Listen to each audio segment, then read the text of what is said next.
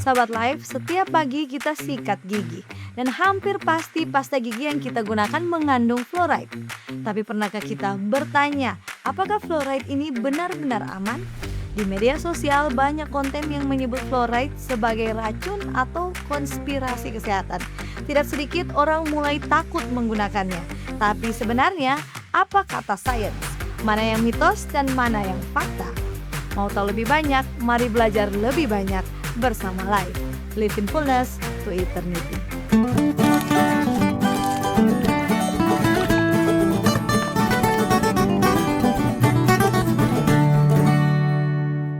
Penggunaan fluoride itu tidak sehat, mitos atau fakta? Sahabat Live, fluoride atau fluorida adalah mineral alami yang ditemukan di tanah, air, dan beberapa makanan. Fluoride sudah digunakan dalam perawatan gigi sejak tahun 1940-an. Bahkan fluorida air pertama dimulai di Amerika Serikat tahun 1945. Sejak saat itu, angka kerusakan gigi turun drastis di banyak negara. Namun sekarang muncul banyak pertanyaan. Apakah fluoride berbahaya?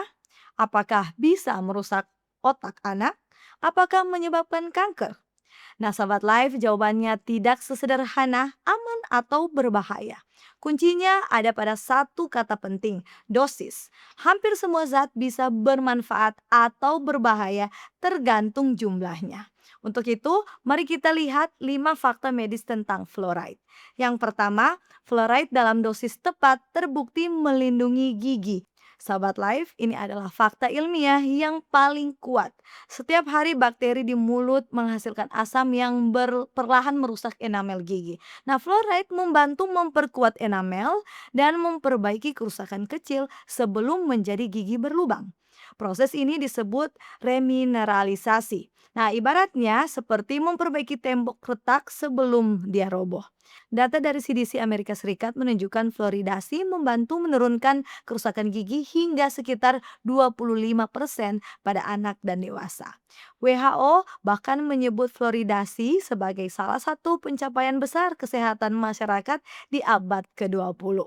Tinjauan besar dari Cochrane Collaboration tahun 2022 juga menyimpulkan bahwa pasta gigi berfluoride terbukti efektif mengurangi resiko gigi berlubang pada semua usia.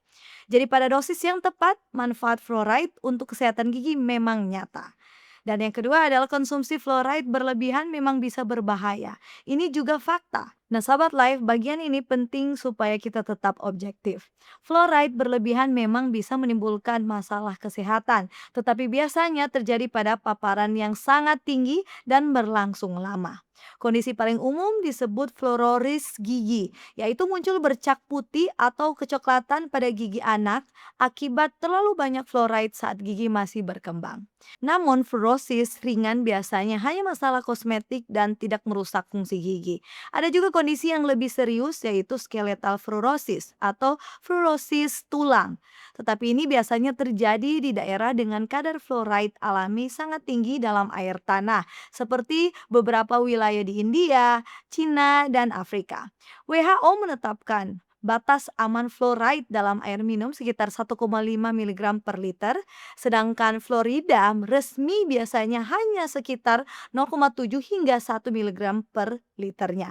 Jauh di bawah batas bahaya ini. Jadi sekali lagi Sobat Live, masalahnya bukan fluoride itu sendiri, tetapi penggunaan yang berlebihan dan tidak terkontrol.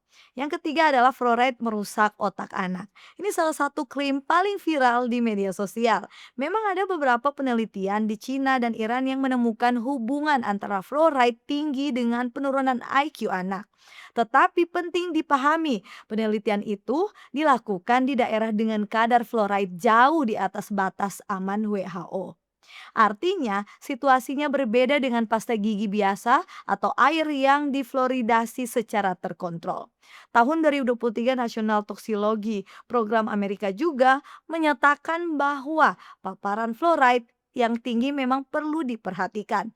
Tetapi mereka menegaskan hasil tersebut tidak berlaku untuk kadar fluoride normal yang digunakan dalam program kesehatan gigi resmi. Jadi intinya, paparan fluoride sangat tinggi memang bisa beresiko. Tetapi pada dosis normal yang digunakan sehari-hari, bukti ilmiah saat ini belum menunjukkan fluoride merusak otak anak. Karena itu kita perlu bijak, waspada tetapi tidak panik. Dan yang keempat adalah fluoride menyebabkan kanker. Bagaimana faktanya? Nah, klaim ini juga sangat sering beredar. Awalnya muncul dari penelitian lama pada hewan dengan dosis fluoride yang sangat tinggi. Namun ketika diteliti pada manusia, hasilnya berbeda. National Cancer Institute Amerika dan berbagai penelitian besar lainnya tidak menemukan hubungan signifikan antara fluoride pada dosis normal dengan kanker, termasuk kanker tulang. Sebuah studi besar dari Harvard School of Public Health tahun 2021 yang mengikuti lebih dari 2 juta orang selama 30 tahun juga tidak menemukan peningkatan resiko kanker akibat fluoridasi normal. Nah, American Cancer Society menyimpulkan bahwa sampai saat ini tidak ada bukti kuat bahwa fluoride pada penggunaan normal menyebabkan kanker pada manusia. Jadi klaim bahwa fluoride menyebabkan kanker pada dosis normal dalam penggunaan sehari-hari termasuk mitos yang belum didukung bukti ilmiah kuat pada manusia. Dan yang kelima, resiko yang paling nyata, anak kecil menelan pasta gigi. Nah, sahabat live, ini justru bagian paling penting dalam kehidupan sehari-hari. Kalau terlalu sering menelan pasta gigi berfluoride dalam jumlah besar, resiko fluorosis gigi bisa meningkat. Tetapi kabar baiknya, ini sangat mudah dicegah. Rekomendasi dokter gigi bahwa anak di bawah 3 tahun pasta gigi sebesar butir beras cukup. Anak usia 3 sampai 6 tahun sebesar biji kacang polong. Dan yang paling penting, selalu dampingi anak saat menyikat gigi agar pasta gigi tidak tertelan. Jadi sahabat live, setelah melihat fakta-fakta tadi, kita bisa memahami bahwa fluoride bukan racun konspirasi, tetapi juga bukan sesuatu yang boleh digunakan sembarangan.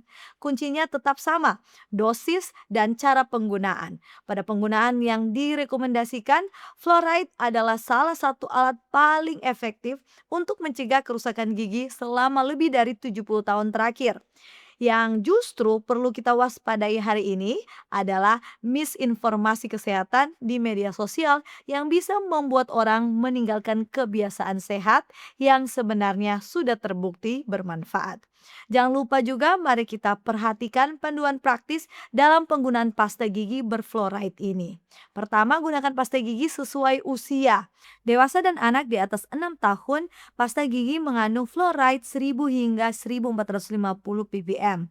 Nah, gunakan secukupnya, tidak perlu terlalu banyak, jumlah sebesar kacang polong sudah cukup.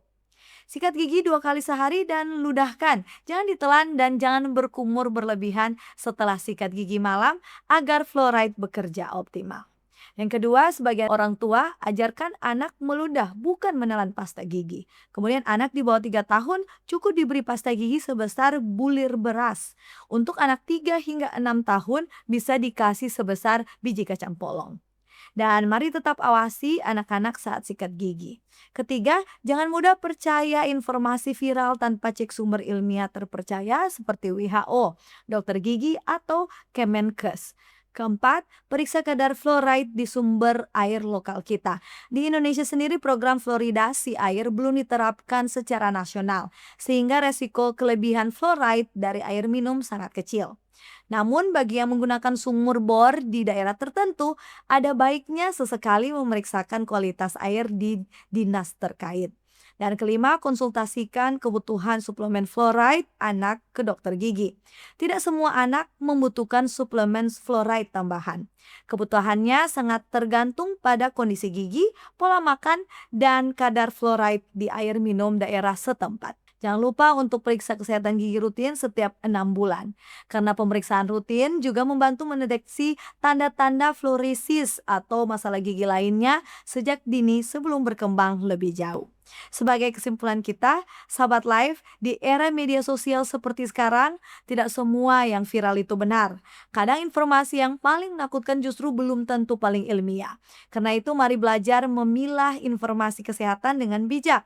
Fluoride yang digunakan dengan benar dan sesuai dosis adalah teman bagi kesehatan gigi kita, bukan musuh. Demikian pembahasan kita hari ini. Semoga sahabat live terberkati. Jangan lupa ikut terus, like dan subscribe YouTube channel Cornelius Media. Mari kenali dan jaga kesehatan kita bersama Live. Live in fullest to eternity.